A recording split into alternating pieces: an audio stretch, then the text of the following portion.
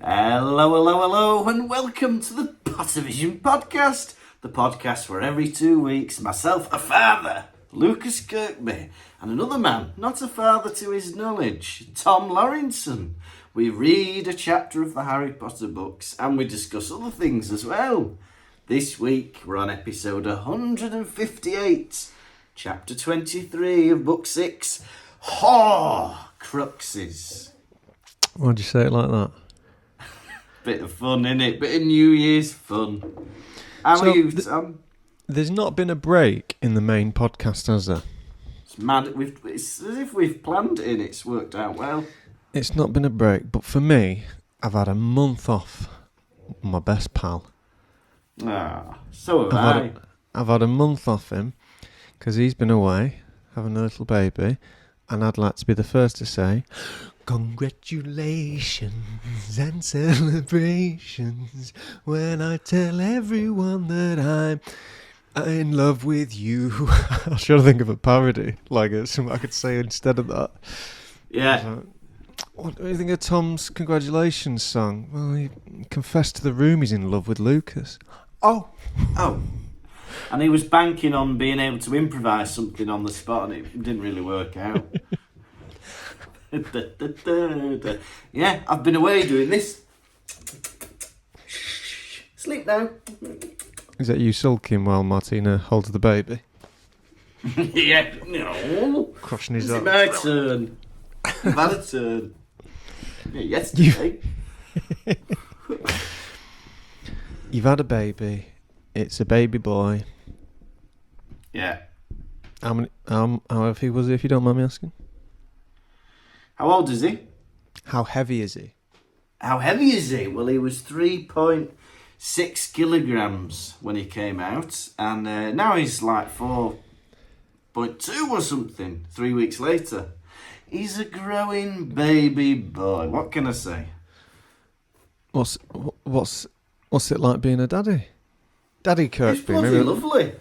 Maybe everyone... Didn't you cut... What was the initial thing? We used to have nicknames for each other. You used to call me Baby Tommy. Baby Tommy? I don't know. I don't know what you're talking about. I think when we first started the podcast, we had nicknames for each other. Baby Lukey, Baby Tommy? I don't know. I don't think that was it. But I suppose now you're Daddy Kirkby. I'm Daddy Kirkby. Yeah? Hello, Father. Hello. Yeah. It's bloody great. It's crazy and good and frightening and brilliant, all mixed into one. Suddenly, we have the responsibility of keeping an infant child alive.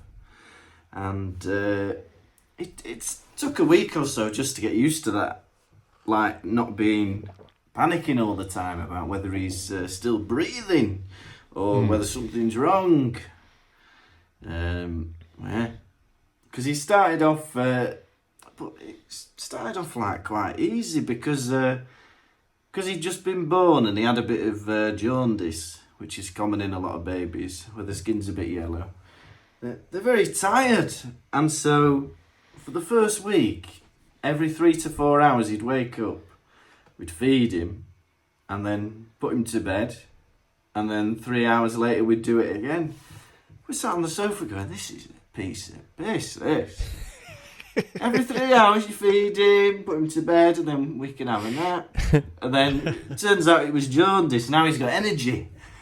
Now you feed him, you put him into the cot, and he goes, well, I'm not tired. And you're like, oh. You take him out, and then you have to walk around a bit and dance with him. Have a bit of fun with him, Have a cuddle or, do things with him. Did you think it was going to be that way until he was 18? You were just going to feed him and then he'd go to sleep. But every 3 hours he wakes up, you feed him, and then once he's like 6 or 7, the school will do some of that. They'll wake him up every 3 hours while he's at school, and then we just do the evenings. No, I don't know, because I knew, I thought it was going to be crazy. And so then I was surprised when he was so calm. But now he's a baby with normal energy levels. But yeah, it's good. May I tell you the story of the birth? Would you like to hear about that? I would love to hear the story about that. So, well, he was due to be born. I think Martina said I could use his name. Oscar he's called. And Well, that's out there now. that's out there now. Are you sure you want to use his name? I spoke to Martina and she says it's fine as long as I don't give out his address. But they've got his last name as well. Well, people won't know that. I've not said his last name, have I? Kirkby. Oh, you bloody hell, you fool. Well, they don't know his middle name and he doesn't have one. So, he was due on the 17th and by the time it got to the 21st, he'd not been born and you got to get checked up every 2 days. So they checked up on Martina and they said, listen here, Martina. It's 4 days after the due date and you're starting to not produce amniotic fluid anymore. So we're going to have to try and get this baby out. So they started giving her these tablets that get the contractions going. So there was 3 days of that. And then she was staying in hospital and I was allowed to be there from 8 till 8. And then on the 23rd, I think it was, I was there for 10 hours, holding her hand, doing things, being there. And then I was a bit hungry. And I wanted to go to KFC. I knew there was a KFC nearby. Do you know this is an episode of Peep Show? Is it? Maybe that's what's happened and I've not had a baby after all. Mark's watching Sophie give birth and then he walks off and goes to KFC. That's brilliant. But go on. Just like in Stalingrad. Oh, that's good. But please continue. KFC, you've really piqued my attention now. Yeah, no, I thought you'd like this bit. So anyway, I've been with her for 10 hours. I walk to the car, and as soon as I get in the car, there's a voice note. Martina goes, "Can you come back? My waters have broken." I'm like, oh.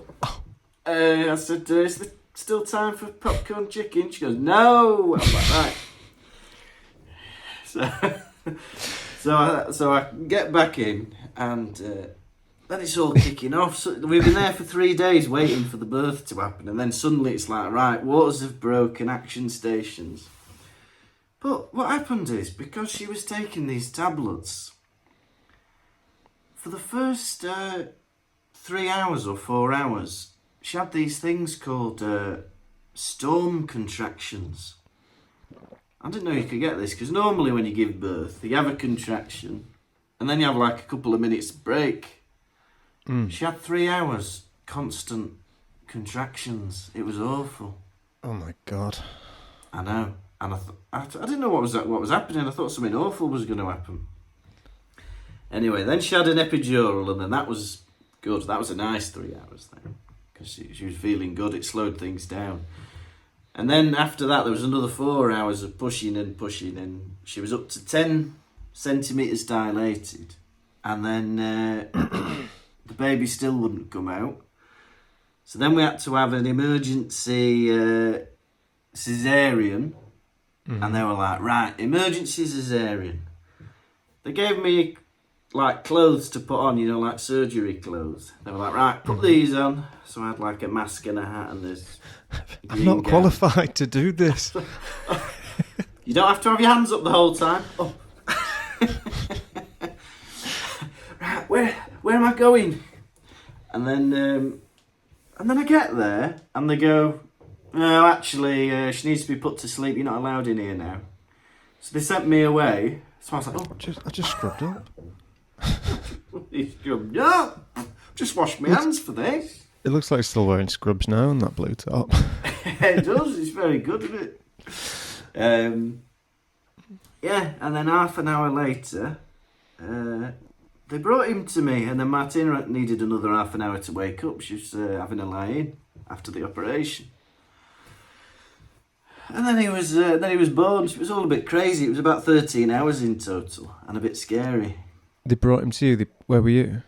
In the waiting room? I was just in like one of the spare rooms on my own, wondering what was going to happen. And they come and place the baby in your hands? Yeah, they were like, that's yours. Oh no, they took me to the room first to see him. Was it one of those rooms that you see in shows where there's like 20 babies all in one room? That was a bit like that. There were like 3, I don't think there were any more babies in there, but there was like 4 little incubators in the room. And then there were 2 doctors with him. And they were like, we're just seeing if everything's alright, but he's not like stretched out his limbs yet. And then I stroked his head and then he went, ugh, like that. Daddy's touch. The magic touch of the feather. You touched him with a feather? The feather. Don't do that. That's dirty. Don't bring a seagull feather that you found on the street into the surgery. Oh. Putting it behind your ear.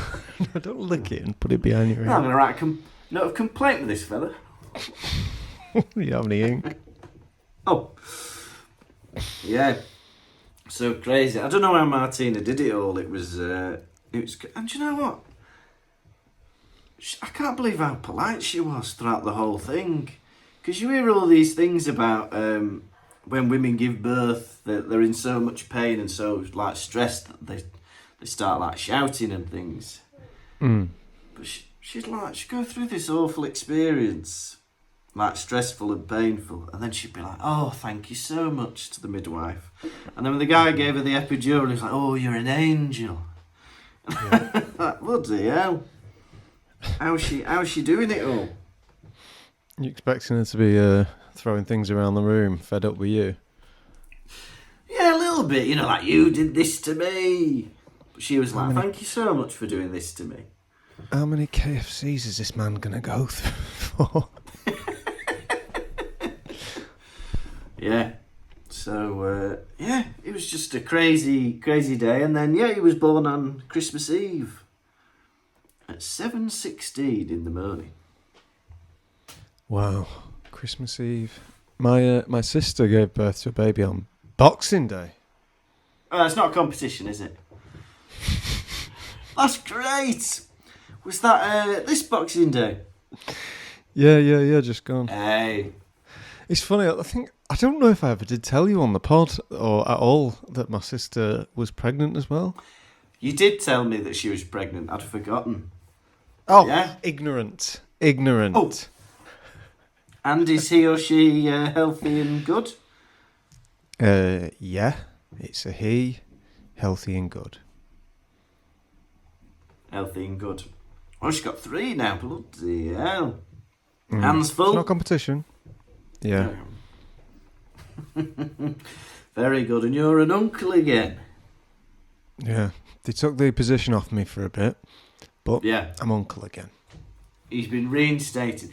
He was sacked for the first 2 kids, but he's got a 3rd chance. So how did that make Christmas then? Did you celebrate Christmas at all? Or were you just like, cha-cha, little baby boy, mwah, goo goo gaga, little baby? Well, we were in, we were in the hospital because like Martina had to be there for another 3 or 4 days. So we were in hospital over Christmas. But it was really nice. Martina's family brought food and things, like part of the Christmas dinner. And, we had a great time. And it was very Christmassy. Because, imagine we've gone through this 13-hour labour. Martina's gone through this 13-hour labour, right? We get the baby, we get an hour with him in the maternity ward. Mm-hmm. And then we have to go to the family rooms. So we've just gone through this 13-hour labour. We've literally just lied down. Suddenly we hear outside, "Merry Christmas, everyone!" And it's a vicar with 2 blokes with violins playing Christmas music. I'm like, oh my God, I can't be doing with this. And then one of the midwives is opening the door. You'll hear it properly now.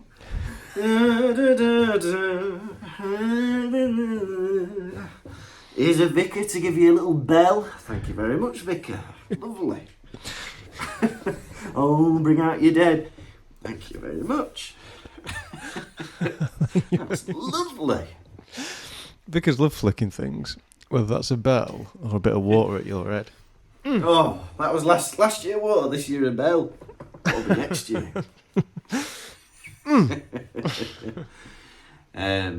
Not the first Christmas I've spent in hospital because of a baby. Because my niece was also born in December and she was very premature. And so we all went to Manchester one year to spend Christmas Day with my sister and her little baby. Mm-hmm. I tell you what, I think it was the same night actually. I come back in the morning the next day, Martina's like, something happened in the night. I was like, what happened?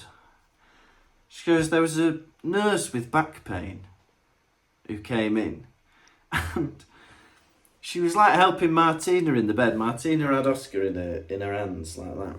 Mm-hmm. And the nurse suddenly got a surge of back pain. And she went, oof! And punched Martina in the belly. The same day that she'd had a cesarean. Right, and also like pushed the baby a bit. Like, Jesus Christ, she'd been punched by a nurse. And later on, she, not to complain, but just to explain what had happened, she went to the next midwife that was on duty. She was like, oh, just so you know, one of the nurses punched me in the belly because she had back pain. And the midwife went, oh yeah. She came into the shift walking like this. It's like, if she's walking like that, she shouldn't have been lifting patients, should she? I feel like people always... You've told me 3 stories where people are unnecessarily mean to Martina. Yeah, it's not good, is it? There's the one at your old house where the builder was always having talking about Martina like he knew her. Do you remember? He'd be like, "Martina's doing my head in," and you're like, it was awful. And then he made up some lie about he'd stolen the door handle off one of our doors, and then he claimed that he had to take it off to put it on another door because Martina was trapped in a room. She was like, I was never trapped in a room. And also, where's the door handle now then? Because it's not on that door. It's just disappeared. That was a dark period in our lives, that renovation. Yeah. I know, and then she's got bloody nurses punching her in her cesarean scare. I remember you were doing I think it was my comedy freak show in Edinburgh. I think it was the year you proposed to Martina. Yeah. And you were on stage doing your running around with a stick with a ribbon on it. And I know that sounds stupid, but that was one of his jokes. I think that was the only time I ever did it. What was the setup to that? He said football celebrations are always like, you know, what if they did a bit of this? You went, if I was a footballer, I'd celebrate like this. Goal! Ooh! Oh no, it was the fact that footballers do gymnastics to celebrate, don't they? They do like a somersault or a cartwheel or something. And I thought, I'll do my own gymnastics to celebrate. And I did rhythmic gymnastics. Yeah, but thanks for selling it as if it was shit. I wasn't. I was literally about to ask you, can I start doing it? I think it's great. Yeah, I've got the stick somewhere. You can have it. I'll fly over and get it. But at that, I remember Martina was sat in the backstage area, which was a cupboard, and she looked through a gap, and a man was on his phone while you were performing. And then he looked up, so Martina looking at him, and he went like this. What? I don't remember that. Too busy dicking about with a ribbon. He's trying to perform on stage. Give him your respect.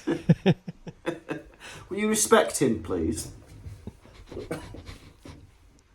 What's he doing? I don't know. Respect him. I love him.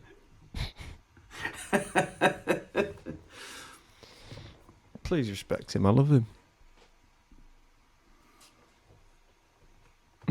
How's it gone like this? No.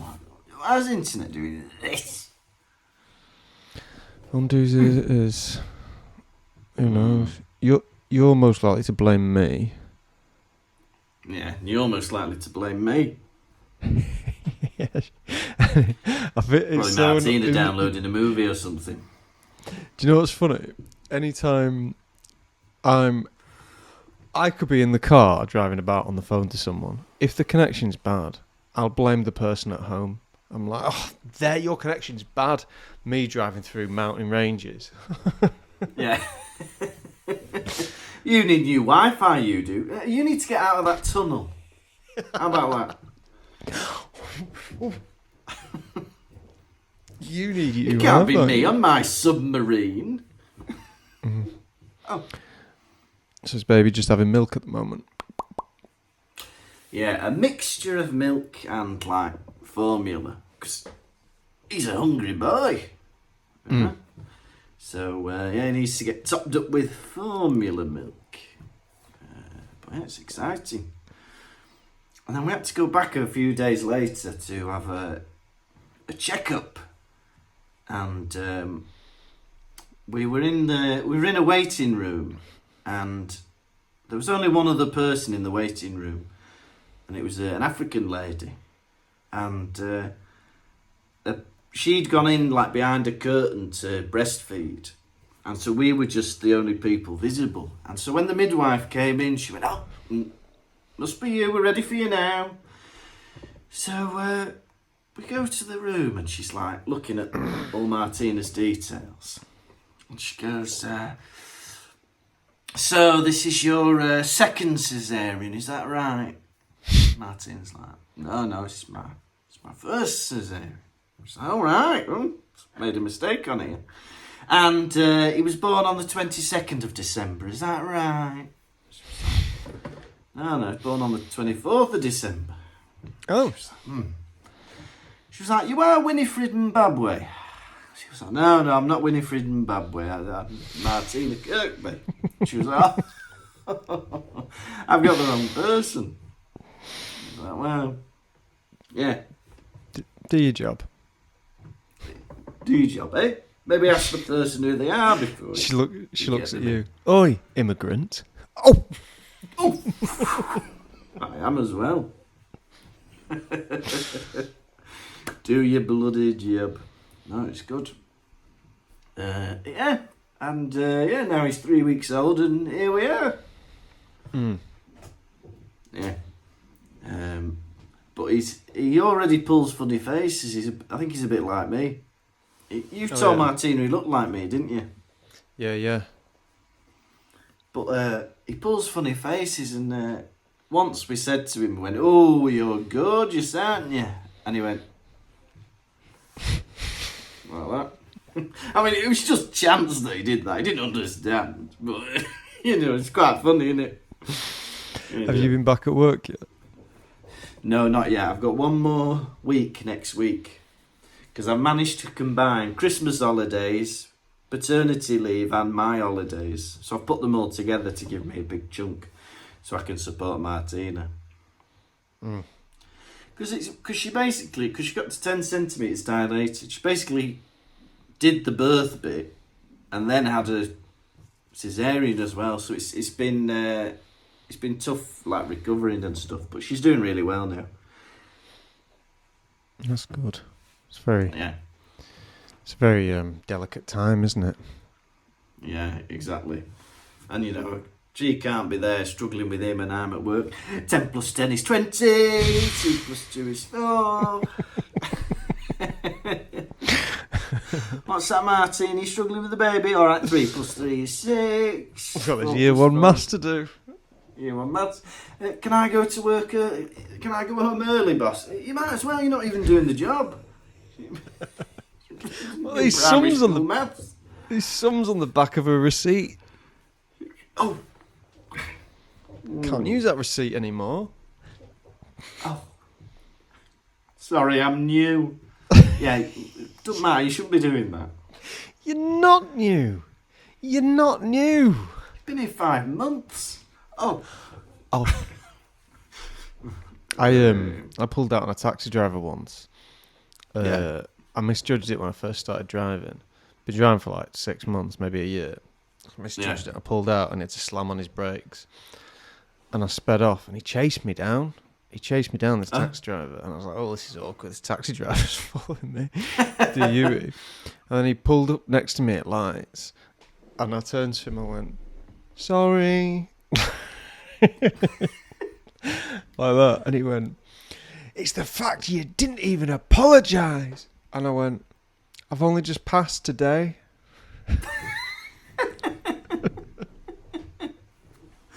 He's only just passed today. I remember driving somewhere for work back when I worked in Oldham, and I hit someone's wing mirror, so it didn't actually damage it, it just pushed it back. Then he wound his window down, did it to mine, he goes, how'd you like that? Well, don't mind. Justice.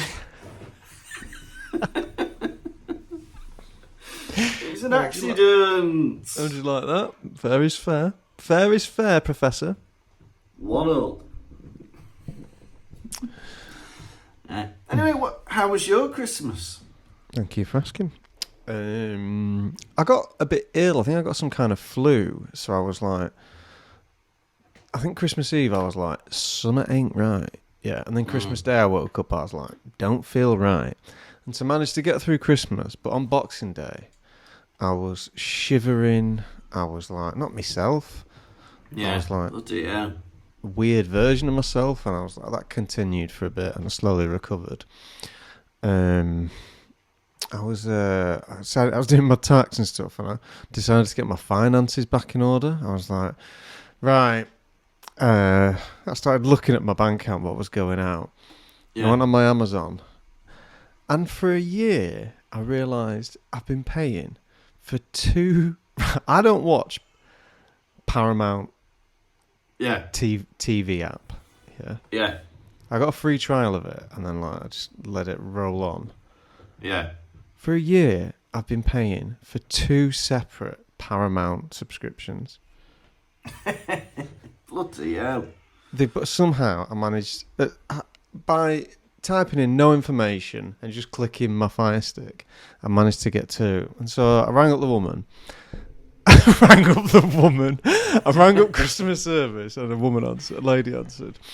Yeah. And I was like, listen, I've been paying for Paramount twice. I want you to refund me for a year, and if you can, give me a couple months back for the other. And she just went, all right. Yeah. And that was that. That's boring. That's how my Christmas was. How's your Christmas? Well, I rang customer services and they were very helpful. Spent time with your family. Well, as I said, customer services were very helpful. I've been paying for some Photoshop subscription as well, and I called them as well, and I was like, this is what I want to happen. I got a lot more assertive. I was like, this is what I want to happen. I want you to cancel that leaving fee, and I want you to refund me for last month. And the guy was like, all right, you could have had a lot more, but if that's what you want, that's you, isn't it? Right. Old acquaintance. And the Photoshop man was like, yeah, not now, Tom. Me and Lucy had a solo Christmas this year. We stayed at ours, and then Lucy cooked a Christmas dinner. And then, what did we do? Watched Wallace and Gromit, which I guess next week's Double Vision will be on. Yes. I've not seen it yet, but I'm excited. Was it good? You'd like it. Would I? I'm excited. Something in there for you. And what do? We looked at TV, had cheese. We had cheese while we watched Wallace and Gromit, and then we watched Gavin and Stacey. Yeah. And then we went to bed. That sounds bloody lovely. Yeah. And then Boxing Day, I was shivering, and we watched The Great Escape. Have you seen The Great Escape? No, that old prison film. What do you reckon happens in Great Escape? I reckon Steve McQueen digs up the soil with a spoon and tries to get out. Is that right, or is that Shawshank Redemption? That's goblin myth. What you're about to say? Right, okay, what is it then? Oh no, that's So you think? Indiana Jones. So it starts off the film, and I'm sorry if it's spoilers, but this film came out 100 years ago, so tough. Yeah. Film starts off, and it's like, right, we need to make 3 tunnels, and we need 200 civilian outfits, because I want to get out 200 prisoners escaping from this prisoner of war camp here. Yeah. And you're watching it, and this film's 3.5 hours long, and you're like, all right, 200. And it's like the beginning. Starts off, this is a true story. And you're like, bloody hell, how are they going to do that? And at the end, about 5 get out, and they just get killed, and you're like, oh! That's true, isn't it? Oh! Not a great escape at all. It's ironic. It's like, yeah. Sounds like Chicken Run for soldiers, doesn't it?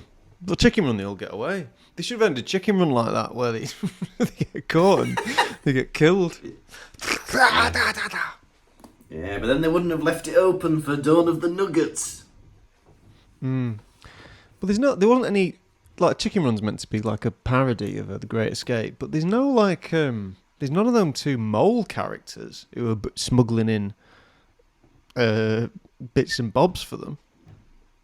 Yeah, it would have ruined the vibe a bit if there were 2 moles in The Great Escape smuggling things in for them. Arthur, you need this? He's right there. He's right. And then, so then ate like a pig, like I said I would do. And then I've been back on my fitness regime for a week. I'm feeling strong. He's a man of his word. He's eating like a pig, and now he's back on the wagon. Very good. Great.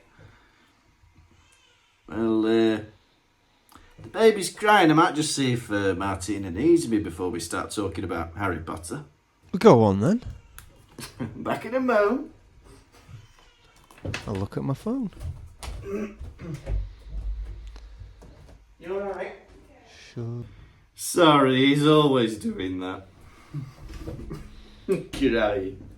Oh. Poor little baby. Is little baby alright? Yeah, just hungry. Goo goo gaga, little baby. And he can't tell you, so he just has to go, wow, wow, wow. And then you're like, right. Wow, wow, wow. That could mean hungry, could mean poopy nappy, could mean too hot, too cold, could mean belly trouble, could be bored. Don't know. You got to guess. You got to go through the checklist. Now, Tom, are you ready for a chapter rundown, you filthy animal? Yeah, alright, I'll have a chapter rundown. Chapter 23, Horcruxes. Harry has finally got the memory from Slughorn, and he goes to Dumbledore's office. He's like, do you want to watch a movie? And he's like, yeah.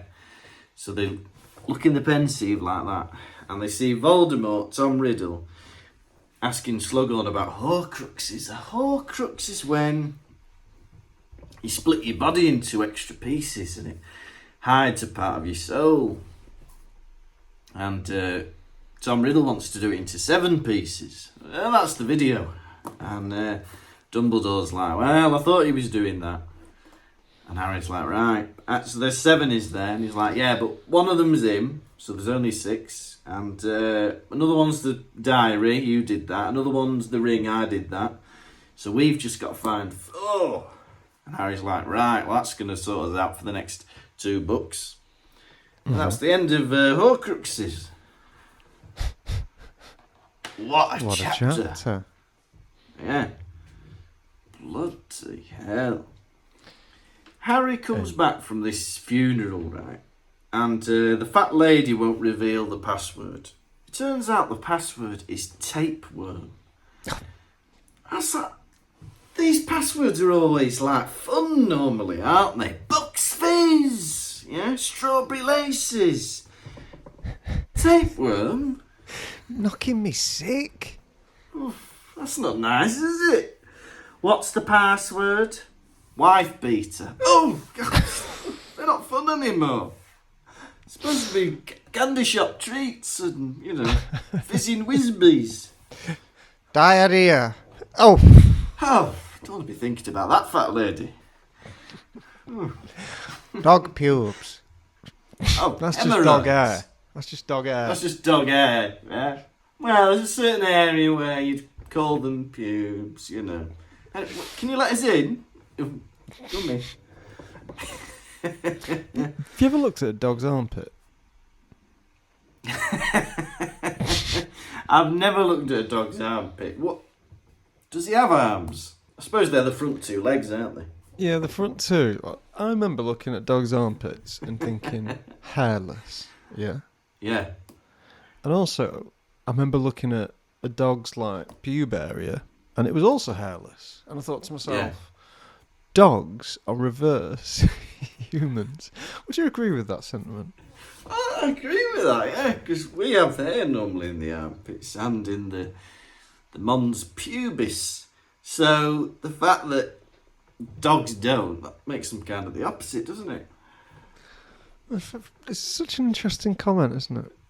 Yeah, very, very good. I'm glad you brought that up. Well, it's like something from the QI Elves podcast, isn't it? That?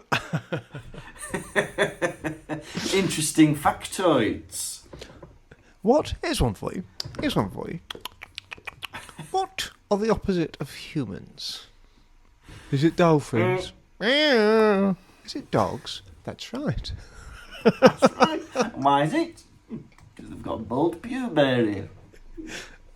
Correct. 2 points to Alan Davies. Eating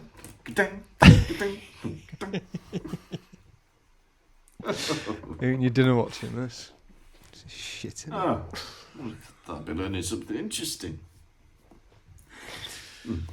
Yeah, I suppose every animal's... I suppose a spider's front two legs are its arms. And then the other 6 are legs, aren't they? Oh, it creeped me out. Or do you think the front 4 are the arms and the back 4 are the legs? I don't want to talk about spiders whatsoever. All right. So Harry goes straight... You'll be scaring some listeners half to death mentioning spiders. Oh, sorry, listeners. You can come out from behind the sofa now. Get over yourself, you whining lump. Go on. What are you going to say? He goes straight to Dumbledore. There's no pissing around this chapter. We're getting straight to the action. Get that video on. Yeah? Dumbledore's there. He's tired but excited to see the thing. And yeah, it's Tom Riddle asking Slughorn about Horcruxes. What do you think about Horcruxes? Do you like the idea? Me? Or is that Tom Riddle asking Slughorn, or are you asking me? Me asking you, but it's pretty much what he did as well. Tom Riddle going, what do you think about Horcruxes? Did you like the idea? No, they're illegal to talk about. Oh, I quite like the idea, actually. Well, is that bad? Is that bad? I like, yes! Oh. You have to murder to get one. Oh. Don't mind.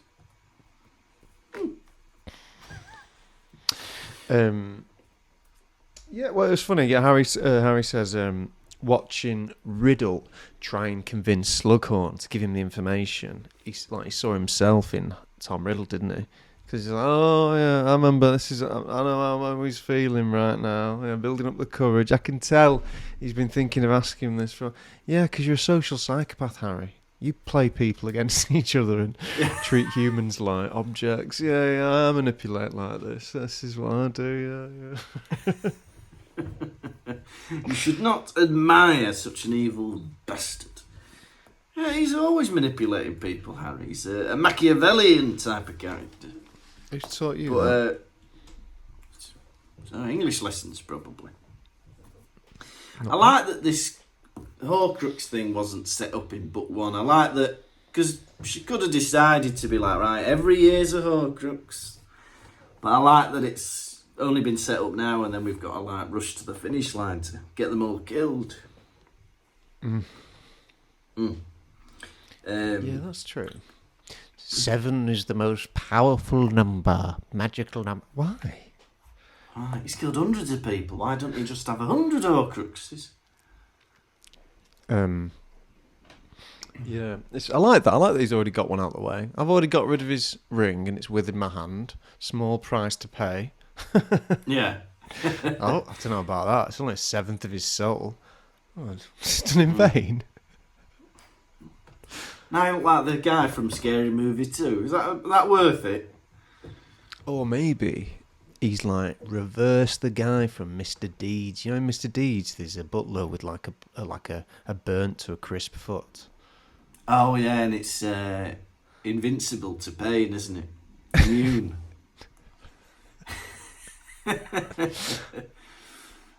He like hits it with a fire poker and he starts screaming and then he goes, "Just kidding." I remember I had a friend who he had like a DVD collection that was exclusively Adam Sandler movies, and I never watched them anywhere else. But whenever we went round to his, it'd always be either Happy Gilmore or Mr. Deeds or Waterboy. Let me tell you Billy something. Madison. I had the same collection and I've watched them films so much and I admire them. I think they're works of art. I think they're brilliant. I think they're brilliant little pictures. He had a trilogy. He had a trilogy where he was just in New York. Mr. Deeds, Anger Management. Maybe he had more actually. What's Nicky, the other one? Big Daddy as well. And Big Daddy, a quadrilogy. Whoa. His own Marvel Cinematic Universe, the Sandlerverse. It's the New York collection, yeah? Yeah. There's going to be a Happy Gilmore too, isn't there? Yeah. I think they should have left it where it was. Yeah. Leave the legacy, yeah? Don't mess with the Happy Gilmore legacy, yeah? It was perfect as it was.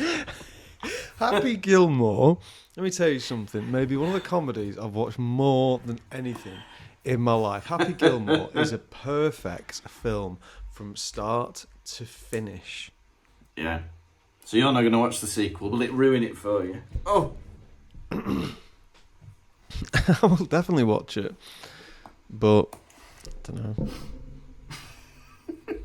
know.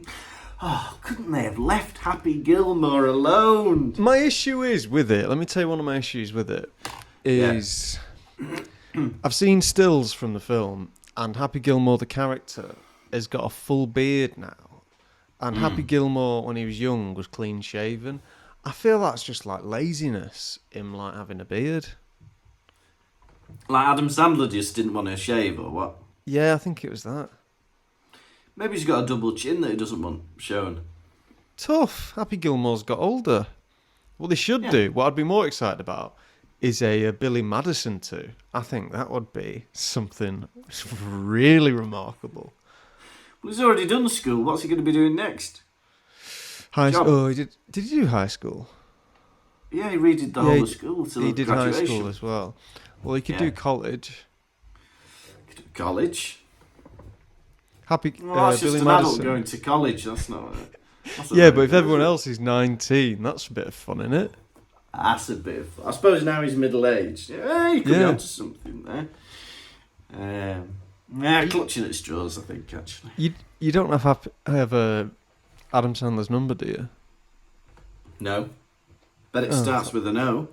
I thought we could call him and tell him about the idea. Mr. Deeds 2! Waterboy 2!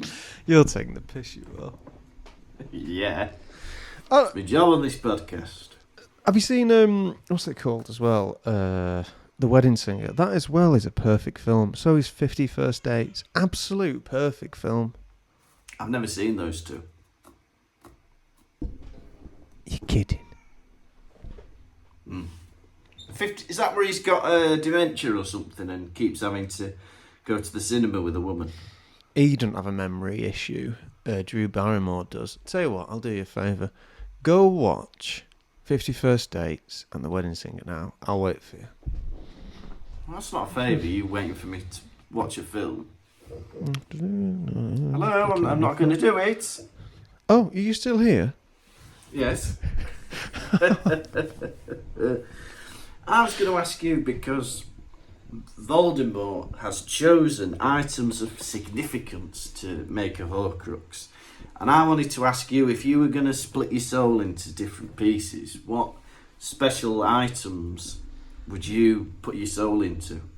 Well, it's a funny thing, isn't it? Because I was and it was like, Voldemort is a vain person who admires his soul deeply, so he's picked the most treasured artifacts in the wizarding world. You know, a lot of effort, that, son. Yeah. Right, I'm going to do something mental. Where is Helga Hufflepuff's tiara? It's mad, isn't it? Just pick things that people aren't going to guess. Voldemort, pick your bits. Pick your bits. Yeah, your stuff. Don't be like, oh, I'm going to split my soul into 7 pieces. Where are the Elgin marbles? Oh, put your soul into the Elgin marbles. Dumbledore's hat? No, not my hat. I can't put my soul into that. It's mine. Your diary, that was a good one. You put it in your own diary. That was good. Nagini, you did Nagini. What else has he got? I suppose he's put it in my Digimon. What were them things called? Them little Tamagotchi. Put it in me Tamagotchi. Little soul in your Tamagotchi. It's not called Digimon, Nana. It's Tamagotchi. Oh, you're playing with your Digimons. Tamagotchi, Nana. Oh. What about? I reckon he could put it in Peter Pettigrew's hand. That could have been one. The one that got cut off. Yeah, sure. That's a good one. What would I put it in? I'd put it in. Your phone. You like your phone, don't you? Do you mean everyone likes the phone? Yeah. Yours on your fucking phone. Too easy to guess. My amulet. You've got an amulet? Yeah, my amulet. My lucky amulet. His lucky amulet. What does your amulet look like? It's a big heart. A big heart? Lovely. And it's got like a ring of Saturn that goes around it. Oh, that's good. Bloody hell, lovely amulet. I might put my soul into my ankh. You what? Into my ankh. It's What's like an that. It's like a thing that's shaped like a cross, but it's like gold, and it's got a jewel in the middle. You know, like in You've got an Egypt. ankh. You've got an ankh. Well, you've not got an amulet, have you? I have. You've got an amulet with a heart and the ring of Saturn going round it. Yeah. It's at my mum's house. Yeah. Oh, I've got a big ankh. I'd put a Horcrux in Connie. Connie, I was thinking about Poppy if she was alive. I might make her a Horcrux. But it's like 2 years later, dying of natural causes. You didn't think that one through, did you? Oh. You do know hamsters only live a couple of years. Oh. I'd make the Eiffel Tower a Horcrux for me. Yeah, you wouldn't want to destroy that, would you? That'd be a National Heritage Site. You know, like a Grade A listed building. Harry's not going to destroy that, is he? Like Leaning Tower of Pisa or Stonehenge. I'd pick the Mona Lisa. Yeah, exactly. Because that's behind glass. No spell would get behind glass. Oh, why don't you just be nice and then people won't try and kill you? How about that? I want to live forever. You're not listening. Oh, why don't you put yours? Then? You could put yours in your darts. In your calculator. Yeah. I've written that. Calculator. Horcrux in my calculator. Yeah, my darts, that's 3 sorted, isn't it? 1 in each dart. Put one in your... Oh... I don't know. A McDonald's burger. What do people like? What would every man listening to this going, I don't have those things, an amulet. An ounce. Calculator. Phone. What can I put mine in? Your wedding ring. Put one How in your about that? flashlight. Oh, can I tell you something awful? About 2 Christmases ago, Someone got you a flashlight. no, my sister and my sister and her friends from school, they always meet up and have a party. Anyway, one of them, for a secret Santa, someone had they'd attached Sonic the Hedgehog to a flashlight and give it to him. What is that? Why are you only just telling me this now when that happened, you say, a year ago? This is like 2 years ago, yeah? Well, it's only 2 just years come ago. up. And it means that is the kind of information that I want. When as soon as you hear, you walk out of the room and go, "So I just need to call someone," and you call me and tell me, and I go, "You did the right thing in calling me." Someone's put a picture of Sonic the Hedgehog on a flashlight. No, not a picture, a teddy. It was like a Sonic the Hedgehog toy that they somehow attached. Holding it up. For it How to did come you up know? naturally in conversation. How did you know? Have you been reading my Dear Santa letters? Oh no, it was just a joke. Oh. Oh. It's Ah, not you don't kissing mind the me. flashlight, is it? Go off. Oh, what's your mate doing? Oh, he's just shagging Knuckles. He's having a wank. I wish. I wish. He's in Emerald Hill Zone, if you know what I mean. Green Hill. Was it? Is it Emerald Hill? Green Hill. I don't know. Maybe Green Hill. Emerald Zone, Green Hill. No, I don't know. Whatever. Something like that, innit? It's all a bit of bullshit, isn't it? It's all bullshit. It's not real. Sorry. Sorry to burst your bubble. Sonic's not real. Sonic flashlights aren't real. You can't buy them. Sorry, everyone. Well, they are. They can be made. They're just not sold, in the shops. Anything can be made. Anything can be made if you put your mind to it. What else we got here? What else you got there, son? Anything good? Imagine a student saying to you, "Sir, wouldn't it make more sense to cut your soul in 7? I've just told you need to kill someone to make a Horcrux." Yeah. So that would mean killing 7 people. Oh. Wouldn't it? Well, This guy's- he's supposed to be this evil genius. Why say 7? You just ask, "Oh, can you do it more than once?" Yes. All right, thank you. Bravo. Yeah, so- Could you do it 7 times? And could you use your diary? Yeah. You're pissing me off now. Get out. Yeah, what about this crystallised pineapple I've given you? They act as if that was the best bribe ever, some crystallised pineapple that he gave to Slughorn. Lovely. Frozen pineapple. Or is that dehydrated pineapple? I don't know. Does crystallised mean it's got like sugar on it?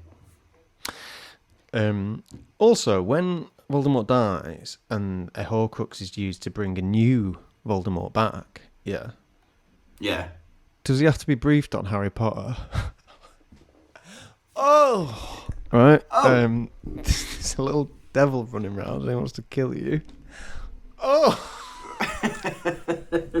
Is that how it works? I thought him as the body had to wait till they're all destroyed before he can die. But that'd be mad, because then he'd just be a 16-year-old boy waking up every time, wouldn't he? Hmm. Oh, GCSEs. No, not GCSEs. You're 70 now. Oh, but what about maths? No, don't forget about maths. You're 17. Oh, GCSEs. There's a war on. Oh, GCSEs. No, you're the leader of the most evil regime in the wizarding world. Am I? Oh, I'm not that part of his soul. I'm the part of the soul that likes going to jazz clubs. No. Look, you're 70 now. You're not 60. What about my driving test? Get your driving test. You have no need of driving. Right? He's relying on How you. old? Yeah, well, I suppose Dumbledore's old, so it makes sense that Slughorn's also just as old. Yeah. And they're all like... You realise they're all ancient. Like, Hagrid must be in his 70s, 80s. Mad, isn't it? Hagrid being in his 70s, 80s kind of makes sense how he's so friendly with the main trio, because that's what them people are like, aren't they? You know, Yeah. they love a teenager. Like walking home from school. Are you winning?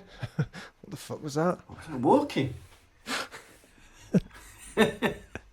You winning? Little old man in his garden. So a nice little laugh at you. Muttering something, you're not quite getting it. And you're like, yeah. Old people are like that. We were in the city the other day. We had to go pick up the birth certificates for the baby, and Oscar started crying, so Martina started breastfeeding. And behind us in this restaurant, there's two old people like that.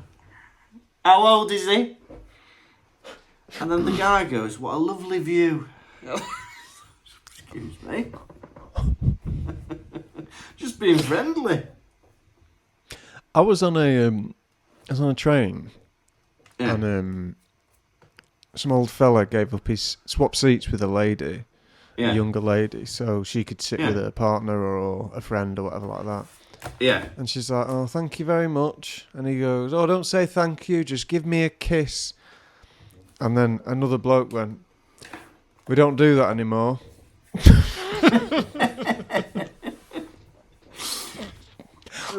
Oh, News to me.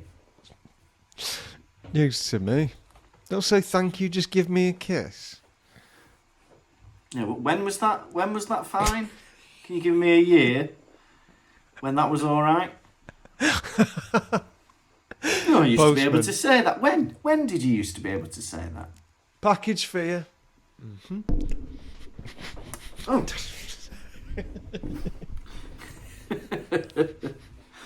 It was fine. Yeah. Let's have a look here. What we got here? There we go. I've written my notes out this time, so they're really hard to read. I Oh. forgot. You know that Peter Kay bit? That's what I did on New Year's Eve, actually. Lucy had an illness, and so we didn't do anything New Year's Eve. I watched Peter Kay at the Bolton Albert. No, Peter Kay live at the top of the tower. Just on my own. Yeah, classic. Can I tell you, I had the best... I had one of the best laughs of the year. It's brilliant, isn't it? Start to finish. I mean, do you know how old he was when he did that? Go on. 27. That's mad, isn't it? Isn't that mad? He had the nation in the palm of his hand at 27. Yeah. People still, like, whenever people quote Peter Kay, it's always from that one show, Top of the Tower. Top of the Tower. I think Bolton Albert Halls is more popular. I've ordered Bolton Albert Halls on DVD. I was like, I'm going to watch that. So I ordered it. It's not come yet. Yeah. Because I can only vaguely remember what was in that. But Top of the Tower, I think I've seen a lot more. Because it's a lot about holidays and stuff. Yeah, I think Bolton Albert Halls is a lot about, like, weddings and stuff like that. It's very good. He's bloody funny. But I watched that. Why'd I bring that up? Because you've done nothing else past 4 weeks. That's right. You've been just watching telly, haven't you?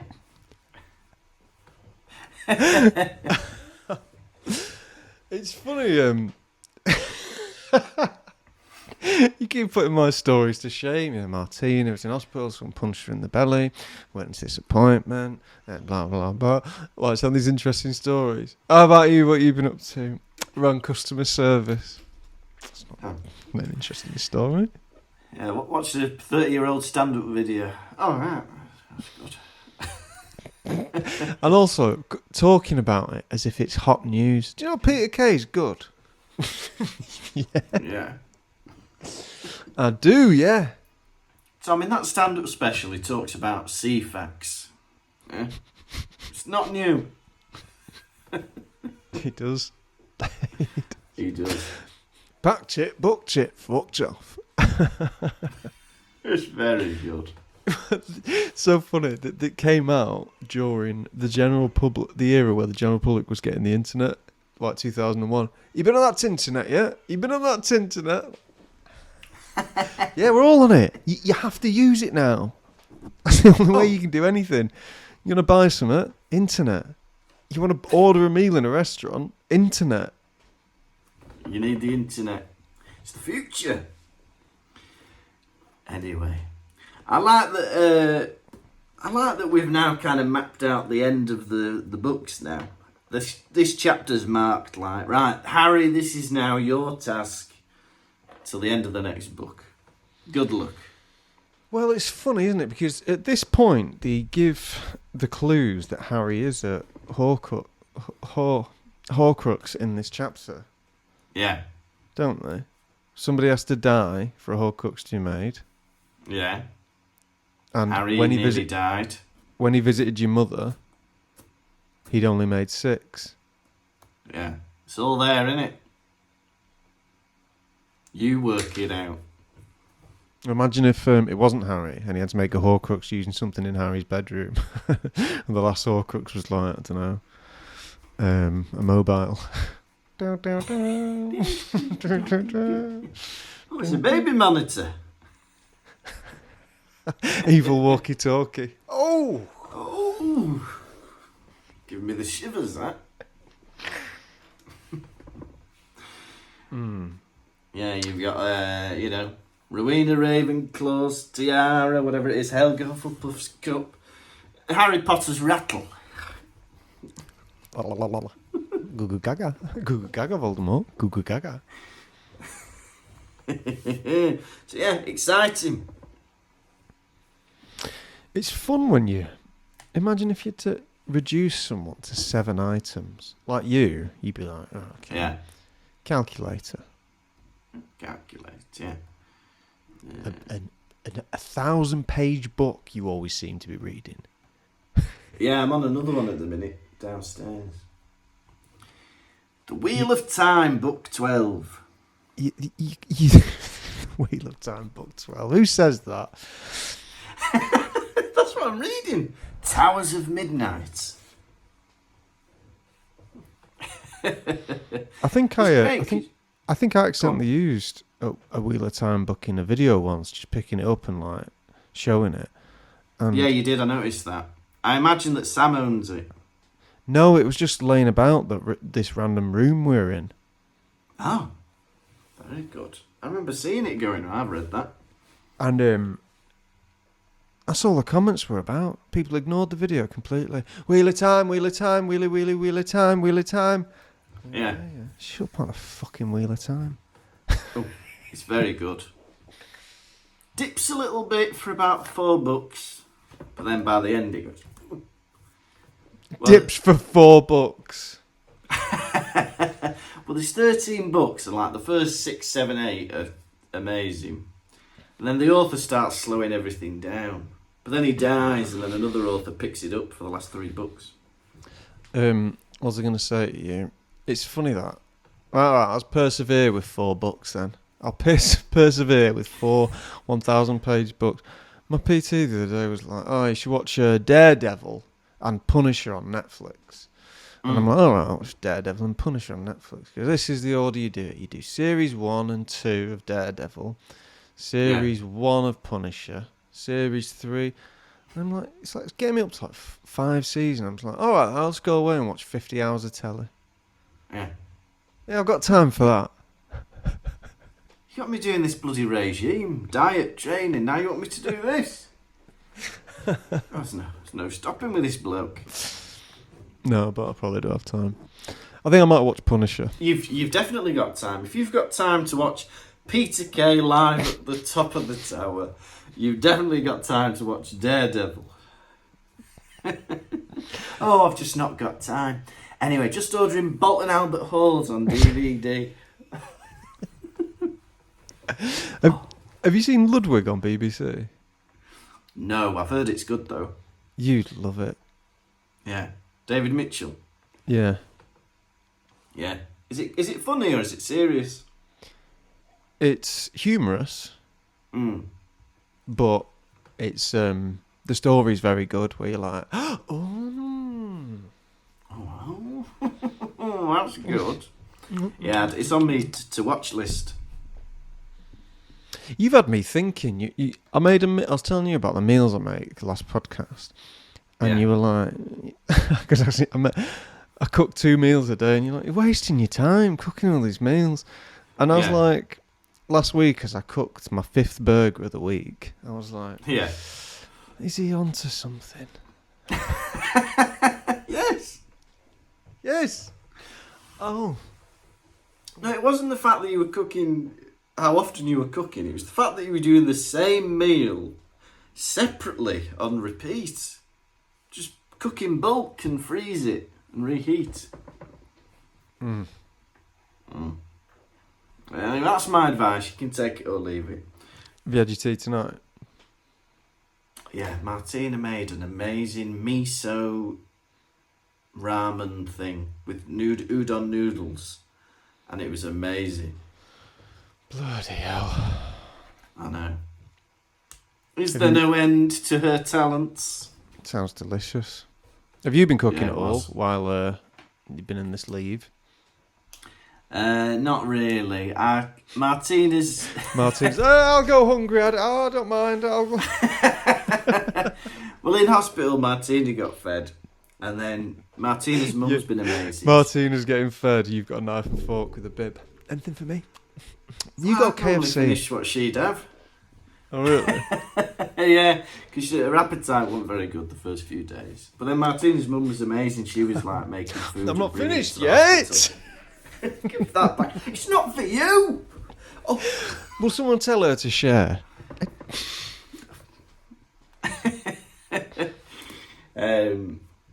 Yeah, because I'd be at the hospital 8 till 8 because I'd be there as long as I'd be allowed.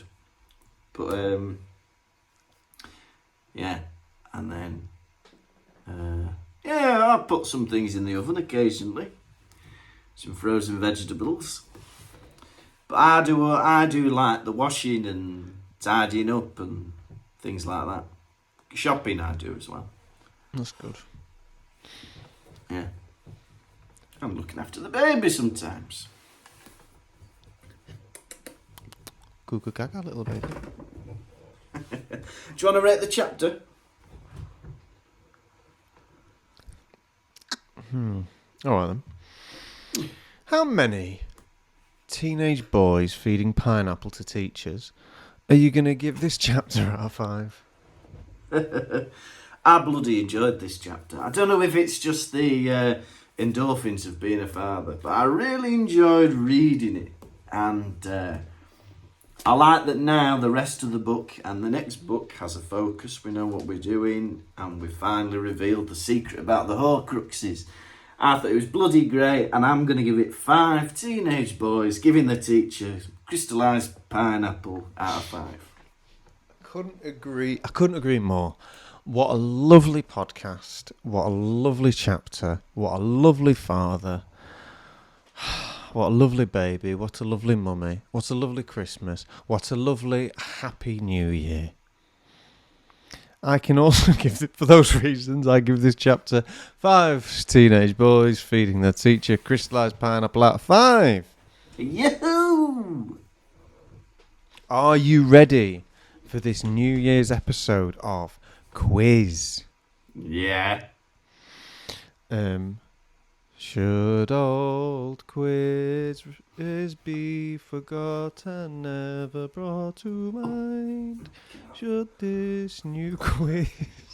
Who's pulling you? No, it's annoying me though. Funny bit of physical comedy for you there. If you're watching, which barely anyone does. It's all on YouTube if you want to watch it. If you want to watch our big faces. This is just for the viewers. What are you doing? What's that? Something. I watched the first episode of the pilot of Porridge the other day. You ever seen that? The pilot of Porridge. Yeah. No, I've not seen Porridge. I've seen Open All Hours. I watched the pilot of Porridge. You'd love it. Yeah. It's mental that he plays both of those characters, Ronnie Barker. Two completely different characters as well. Yeah. Anyway. we're doing a quiz. What colour was Slughorn's moustache when he was younger? Strawberry blonde. False. It was ginger. I'll give you that. Oh. Okay, thank you. How many teenage boys were around Slughorn at his party? 6. Correct. Question 3. How did Riddle describe... was it Riddle? Or, you know that voice, Voldemort? There's like a flashback voice. Yeah. Oh, yeah. And he describes being a Horcrux or being gone. He says it was less than... It felt like being less than... God, if they ever need a new host for Mastermind, I think they should get you to do it. What a brilliantly asked question. You know how is it Voldemort? I don't know. Anyway, it's a flashback, and he says something like, "Is it something it wasn't even? I don't know. Half human." Have you seen Infrabren? I've never seen What's Infrabren? Infrabren. Well, it's this guy who wears these hidden camera glasses, and he just goes in public and does weird stuff. And I was watching one yesterday. I'll have to send it to you, where he's in an elevator, and whoever comes in the elevator, he just sings the Willy Wonka tunnel song at them. Yeah, that's good. Like a young man stood in front of me and he's just going, "Is it raining? Is it pouring?" And people are so polite, they're just like, "Yeah, good." Yeah. Does he do the scream at the end? No, he didn't do the scream, but he knew it all, which you forget how many lyrics were in that. But anyway, question 5. Yeah. It was, that's the answer if you don't know what that was. It described it as being less than the meanest ghost. Oh. Question 4. What is the most powerful magical number? 7. 7, correct. Right, you're doing well here. You got 3. Right, and the final one. Yeah. Finish the sentence. Goo goo. Gaga. Little baby. Correct. Unfortunately, you've lost the quiz. Goo goo gaga, goo goo gaga, goo goo gaga, goo goo gaga. That was the song. Thank you. And now it's time for the nation's second favourite segment. It's Hedwig's Droppings. We're not alluding to owl poo. We're not alluding to ploppings. We mean the messages you send in when we allude to Hedwig's Droppings. What's in a beat this week? Cheep, cheep. This week we've got a load of lovely messages that have built up over Christmas. And the first one is from Daniel Moz Morris. Now Moz says, "Hello boys. I'm still catching up with the pod and loving it.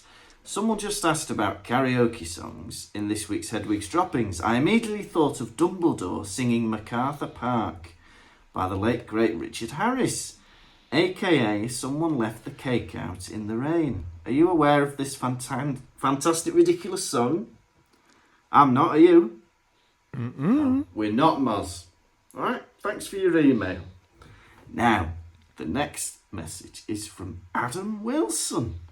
And he says, "Are there any actors that you think should be characters in the new series of Harry Potter? Mine would be Adam Driver for Snape, if they gave him sallow skin. Also, hopefully by the time this comes out, Baby Kirby will have popped out, so congratulations, Lucas and Martina. Thank you very much." Idris Elba as Snape instead. Mix it up. mix it up. Yeah, he'd be good as Snape Idris Elba. Yeah. I'm thinking Brenda Blethyn as McGonagall. How about that? Who's that? She plays that Detective Vera with the hat. Your references. Like 100-year-old man you are.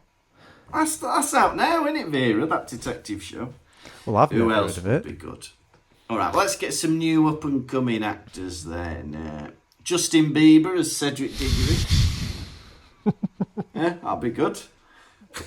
Ed Sheeran as Ron. Who else? Timothy Chalamet as Neville. Jedward as Fred and George. I thought you said that. I was like, what twins are they? The Patil twins. Yeah, Jedward as the Patil twins. Forgot about Fred and George. Who else could there be? I think. Who else is a new actor? Zendaya as Hermione. Tom Holland as Dumbledore. Tom Holland as Dumbledore. New actors. Paul Mescal as Hagrid. I think that's the end of that question. I think we've answered that That's sufficiently. question. Yeah. Thank you very much, Adam. We've had a message from another Adam Keats. An email. He says, Happy New Year to you both. I hope that the little boy has arrived safely and you're all doing well. I just wanted to get in touch because whilst listening to the After the Burial episode today, I had an epiphany about the little ditty that you've recently incorporated into the Patreon baby stories. He's referring to la la la la la la la la la la la la. He says, for weeks I've been thinking I recognised it but couldn't place it, then realised today that it's the theme tune for the BBC Radio 4 soap opera The Archers. Is it? And he wanted to know if this was by accident or design. In my head, I always thought it was how Mickey Mouse cartoons or Donald Duck cartoons started.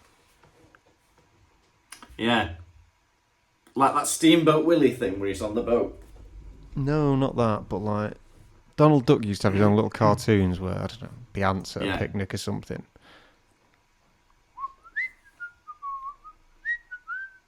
Maybe it is the Archers. Maybe it is the Archers. Who knows? Yeah, I've never listened to an episode of the Archers, so we'll have to find out. Yeah. Who knows? But yeah, thanks for bringing that to our attention, Adam. We've had another message on the website from Connie. Don't think it's your Connie. She says, Hi guys, loving the pod, and I've got a question. How do you think the Harry Potter books would be different if you two were students at Hogwarts at the same time as Harry? Thanks for making my life better. Oh, you're very welcome, Connie. So the Harry Potter books are the same, but me and you are at Hogwarts. I think I think Harry would have two bullies, one Draco Malfoy, and another one who he was like, what's that guy's problem? Which one's that, me or you? Me. What are you fucking looking at? Oh! And then I'd be the one that gets bullied by Harry. You know, so he lets off a bit of steam. You'd be turning up at Hagrid's shack with the other three. And he's like, I didn't invite him. Oh, come on. Rock cake to go? Well, when I was at school, I used to make songs up about the teachers, so maybe I'd have done that in Hogwarts as well. A bit of morale boost for the kids, you know. Sure. Bit of fun at assembly. What Yes, else? thank you very Yeah, I wouldn't much, be going on any adventures. If Harry Potter came up to me and was No. like, do you want to get under this cloak and go into a dungeon? I'd be like, no, I think that's mental. Mental. Yes, thank you very much, Connie. And the final message is from B Green on the website. Iggy! Hello, B Green. B Green says, hello Pottervision boys. I've been slowly catching up over the last 3 or 4 months. I would like to let you know that Hedwig's Droppings is my favourite segment. Yeah? And despite Tom's attempts to dethrone Lucas, Tom's baby stories is a part of Hedwig's Droppings. It's official. B Green says it. Recently, I've been disgusted at Tom's abuse of power during the quiz, and I think he needs to be put in his place. Disgusted. Lucas, you should switch it up and bring a quiz to an episode of the pod for him without telling him. Oh, that'd be very boring for everyone. 5 very good questions I don't know the answers to. Well, if it's anything like Double Vision, there'll be 5 very easy answers. What a little critical person writing in. I'd like, there's more. Many months ago, I was promised a standalone French trip podcast, and this promise has not been met, and I'm craving it. A standalone podcast with 6 episodes or so, focused only on the French trip, bringing on guests from around the world. I'd love to hear from the Gravy Granules kid. It would be brilliant. And then congratulations on the baby. And finally, he wants to know the name for the Pottervision fan base, like the Beliebers for that up-and-coming child star, Justin Bieber. With the babies. What?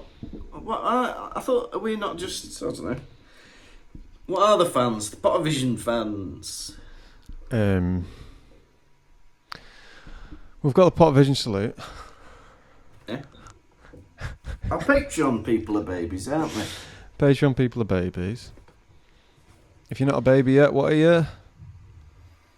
Sperm. Oh, Lucas, no! What? You're in the ether. What? You're in the ether. Oh, sorry, you're in the ether. What are Pottervision fans? The League. The League of the Lost. No. The League of the Lost. Do you like that? The League of the Lost. Yeah. I hope you like that, B Green. The League of the Lost. That was the end of Hedwig's Droppings. I'm in the League of the Lost. Oh, that sounds awful. Sounds like some kind of pact. It's awful. The League of the Lost. it is. Now then, we've got some new patrons. Right. The first one is a baby Hermione, and it's Billy Pow. Billy Pow. Billy Pow. Billy Pow. Billy Pow. You are floating inside a lava lamp. Ooh. A little magpie walks up to the lava lamp and pecks on the glass. What are you doing in there? I've been trapped in here. Oh, well, why don't I try and peck you out? You'd peck me out? Yeah, if you buy me a drink. Excuse me? I'm thirsty. Go on, peck me out then. All right. The glass shatters into 1,000 pieces, cutting up the magpie. There you go. Oh, Do you not ow! feel pain then? Oh, ow! Wasn't expecting that. Oh, sorry, can I do anything for you? Yeah. Ring 999 and then ask for animals. Alright then. 999. Animals, please. Oh, we don't have animals. This is fire and rescue, ambulance, or police. Well done. Oh, sorry. I guess I'll go. They said they didn't have animals. Oh, well, it's too late now, isn't it? I'm bleeding out. Oh, put a plaster on you. Yeah. Thank you. Welcome. Back with a bang. Now, our next new patron is a baby Harry, and it's Charlotte. Charlotte, you are looking through the long grass, and a white leopard comes up to you. Hello, I'm a white leopard. Hello, white leopard. Will you lie on your belly so I can count your spots? Of course. Anything for a little baby. 1, 2, 3, 4, 5, 6, 7, 8, 9, 10, 11, 12. 1, 2, 3, 4, 5, 6, 7, 8, 9. Oh, white leopard, I notice you have hairless armpits. Yes, and I have a hairless pubes mundus as well. How would you describe this predicament you're in? Reverse human.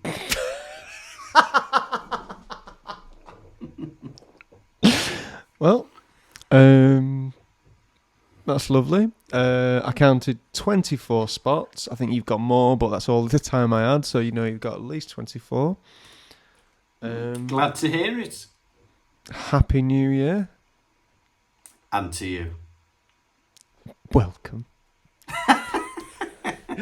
And that's all Welcome, the time. Charlotte. That's all the time we got this week. All right. Well, that's the end of that.